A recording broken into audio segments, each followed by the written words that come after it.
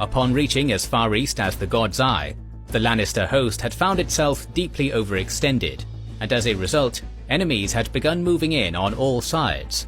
To the north, the warlord Roderick Dustin had crossed Moat Cailin with 2,000 of House Stark's Winter Wolves, whereupon he had crossed the Twins and been joined by 200 knights and 600 men-at-arms of Lord Forrest Frey, and 300 crackshot archers from Raventree Hall.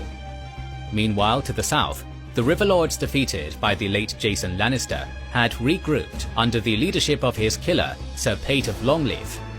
Finally, in the immediate west, yet more black supporting Riverlords, such as Garibaldi Grey, John Charlton and Benjicott Blackwood, had mustered together a coalition force.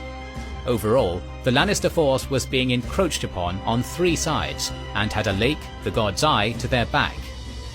Realizing his perilous situation, Lord Humphrey sent raven after raven to nearby Harrenhal, where Prince Aemond and his dragon still occupied the castle, unaware of his allies' predicament. However, these ravens were all shot down by the expert marksmen of Raventree Hall.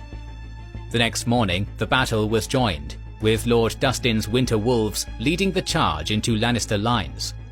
Drawing up into a square phalanx with their backs to the river, the Lannister bannermen held the line, even as the Freys and the Riverlords joined the fray, forcing them to fight on all sides.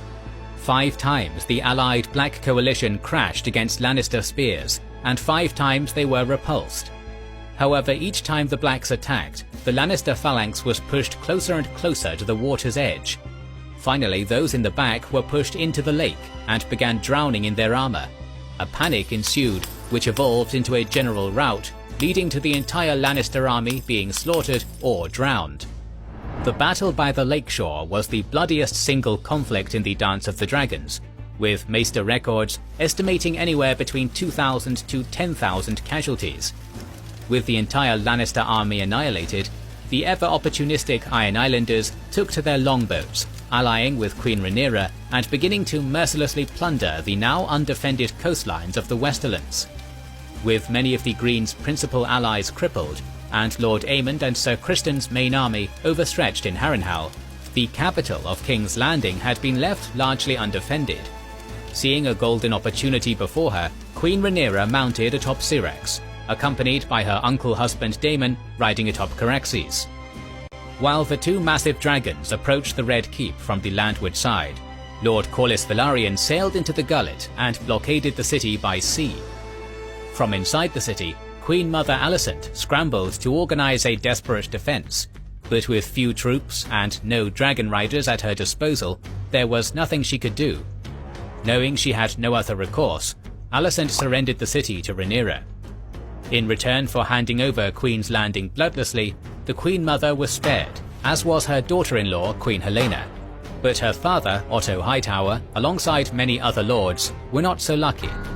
The capital now secured, Queen Rhaenyra took her seat upon the Iron Throne of Westeros.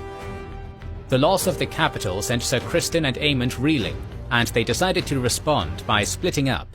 Sir Criston would head south to reinforce Ormond Hightower in the Reach.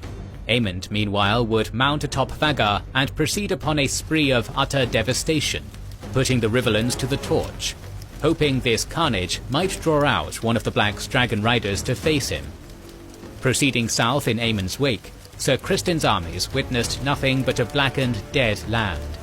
That is, until they reached Crossed Elms, where they were ambushed by Lord Dustin's Winter Wolves and the River Lords.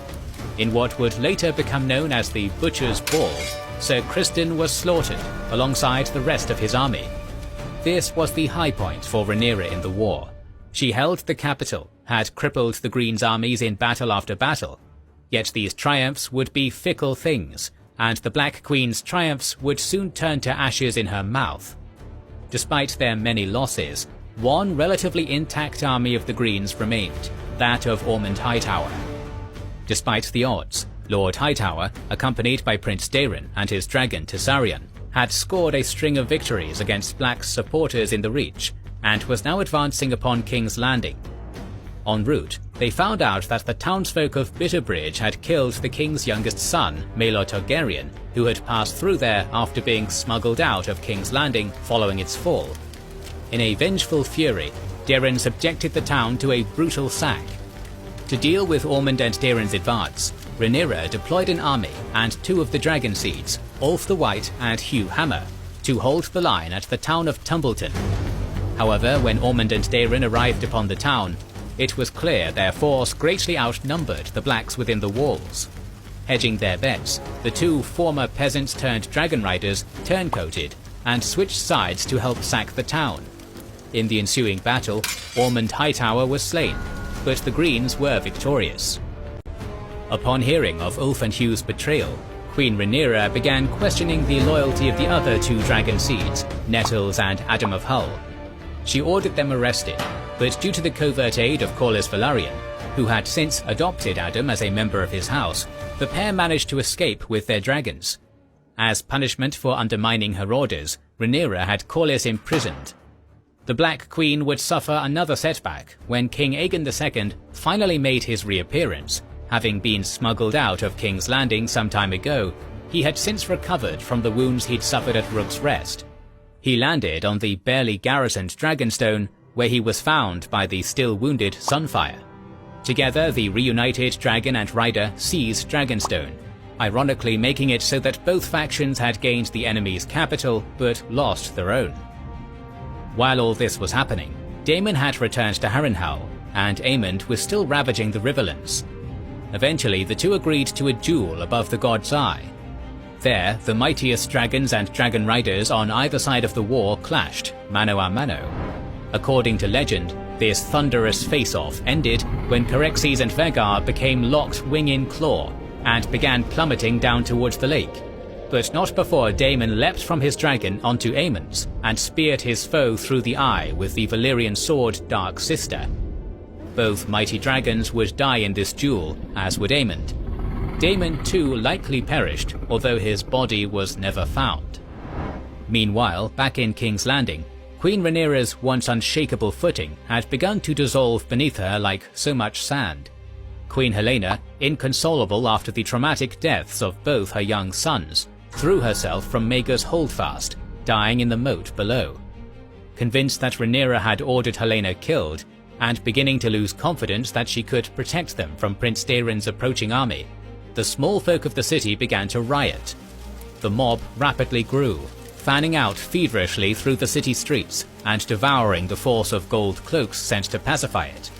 The Black Queen was left without the manpower to quell the rioting, for after learning they had imprisoned their lord, Corlys, the Velaryon fleet abandoned her, depriving her of half her army.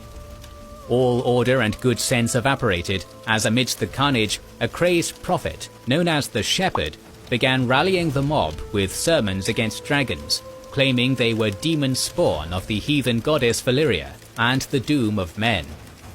Soon he had corralled a massive group of small folk and led them to the Dragon Pit, the massive cavernous building where the Targaryen's dragons were held. Stuck in their pens and unable to fly, the dragons were caught helpless, and although they incinerated many a peasant, they were eventually swarmed upon and put down. 4 worms, Trikos, Morgul, Tyraxes and Dreamfire, perished that day, as did Queen Rhaenyra's 3rd son, Prince Joffrey, who was thrown off the back of his mother's dragon in his futile attempt to ride to the rescue of his own dragon Tyraxes.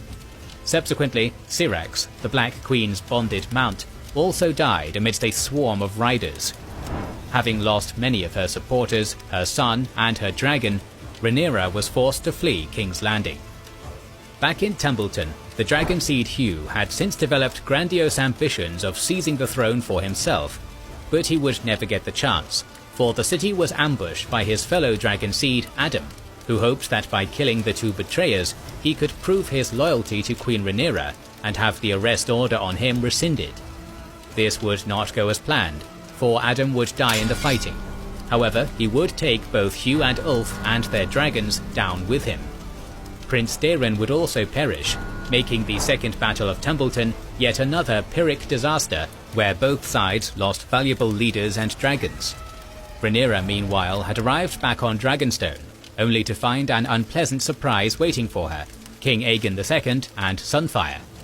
Here, the Black Queen, whose rebellion had caused the deaths of so many thousands, would meet her end, roasted to a crisp and devoured by Sunfire, who, ancient and tired, died of his long-standing wounds just days later. His arch-nemesis defeated, Aegon proceeded to King's Landing. The city was still in chaos, and the mob had since crowned a random squire, Trystane Truefire, to be their king, on the grounds that he was the late King Viserys' bastard son.